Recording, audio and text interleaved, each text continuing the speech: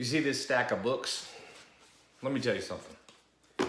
This one, Flow, Inheritance, Crossing the Chasm. Let me tell you something about making money and more importantly about life in general. It's all about the fundamentals. Everybody gets real fancy. I had somebody visiting me for a few days that wanted to make a lot of money, trying to make a lot of money in business. And I said, it ain't gonna happen. Not in your current state because you don't understand the fundamentals. It's just like in sports. You want to be good at basketball, you got to be good at the fundamentals. Michael Jordan was fundamentally sound. Wasn't as fancy as you think. Was fancy at times, but here's the deal. You want to make money? Learn how to close deals. Learn how to communicate with people. Public speaking. Remember that thing that most people faint about? Most people, they say fear more than cancer. I read that the average person fears sharks, cancer, public speaking. Never let that be you. Because to be fundamentally sound in this world is to be able to communicate. You're not going to get a good job. You're not going to start your own company. You're not going to close deals. You're not going to get sales. You're not going to build passive income. You're not going to build multiple streams of cash flow if you don't have that fundamental. Build companies that are fundamentally sound. Build a career that's fundamentally sound. People run after this. That's why I tell people, learn to sell online because it's fundamentally sound. For the next 50 years or as long as we can foresee into the future, people are going to be buying online. So you might want to learn how to do that. You know, build a funnel, build a website, build a compelling offer, build an email list, build a content marketing strategy, build social media, build a following, follow the 3 T's, teach, tailor, take control, understand authority, understand psychology. Why do I read books? To become more fundamentally sound, not to become fancier. And we live in a world of ever-increasing confusion about what it takes. When I was broke, when you're broke, it always comes down to one thing. You suck at the fundamentals. That's all. People are waiting. People are waiting for the economy to turn around. People are waiting for presidents. People are pointing to economic structures. I got in an argument with somebody who is a socialist living in England. I said, socialism is not fundamentally sound. The ironic thing is she lives now in Costa Rica because she can't afford to live in London. I said, fundamentally, when you tax people, you just redistribute money. You don't create new money. Government doesn't create new ideas. It doesn't create wealth. That's created by the individual or by groups of individuals coming together privately. So yeah, you can tax people and redistribute money, but it doesn't fundamentally change the nature of the world, the nature of your country. People say, what about Sweden, Ty? Well, I used to live in Sweden. Sweden's fundamentally sound. That's why it's wealthy. It's not because it's socialist. It's a very capitalistic place. Sweden has a lot of natural resources, has an educated population. It's fundamentally sound. Forget taxes, forget politics, but I'm telling you this, another fundamental is understanding that there is only one thing that raises you out of your current situation, and that's creativity. And how do I define creativity? I define it very simply, by going to the opposite. If you want to know what something is, first define what it isn't. What creativity isn't is banging your head on the wall doing the same things. And I've seen the smartest, wealthiest, most quote-unquote successful entrepreneurs doing the same thing over and over. In fact, when I look at my life, what would I do differently? I would pivot faster. Now, I know there's a danger of pivoting too much and giving up too early, but trust me, the state of the human mind is one that gravitates much more towards the stubborn end of the spectrum. See, to me, the opposite of creativity is not lack of creativity. To me, the opposite of creativity is stubbornness.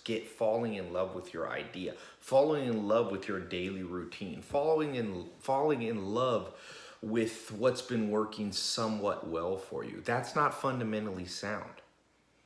Fundamentally sound is going, I understand the sunk cost fallacy. The sunk cost fallacy says that just because you've been doing something and you have a lot invested in it, if it's not the right thing to do, if it's not fundamentally sound, stop doing it. Stop. It's not enough to add new things to your life. You have to stop doing something, and that's the hardest part. And people marry people. People get in business partnership. People launch businesses, and it becomes apparent that it was the wrong choice, yet they won't change, because to change would be to lose face. It would be to have to admit that you were on the wrong path. So instead, people stay on the fundamentally unsound path forever. Doesn't work. It doesn't work. Fundamentally, if something's wrong, it should be stopped immediately, even if you have $1 million invested in it. Even if you have 10 years of your life invested in it. But once again, people aren't taught how to think. To be fundamentally sound is to not be so emotional and to be more rational. It's to be not 100% like a computer, because having emotions does have advantages in life. I mean, it's important for empathy, for raising families, for romance. But when it comes to being successful, you have to turn your brain off sometimes. Or you have to turn off the part of the brain that's more primitive, the back part of your brain. You have the brainstem, the medulla, the cerebellum, the amygdala. These are not the rational part of your brain. The rational part of the brain is up here in the front, the median prefrontal cortex. That's the part of the brain that can think through things step by step. But see, when a thought starts here, fear starts here, and it moves up.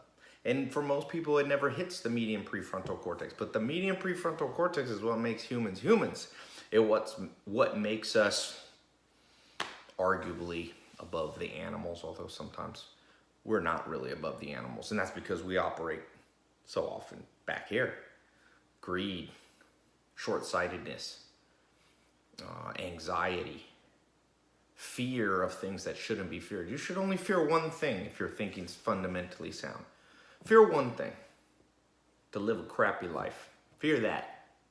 Don't fear anything else. Don't fear the embarrassment of trying public speaking and people laughing at you. Don't fear the embarrassment of giving up on something and other people saying, oh, you say you were so confident what you're doing, didn't work out for you. Don't fear that. Fear living a crappy life. That's it.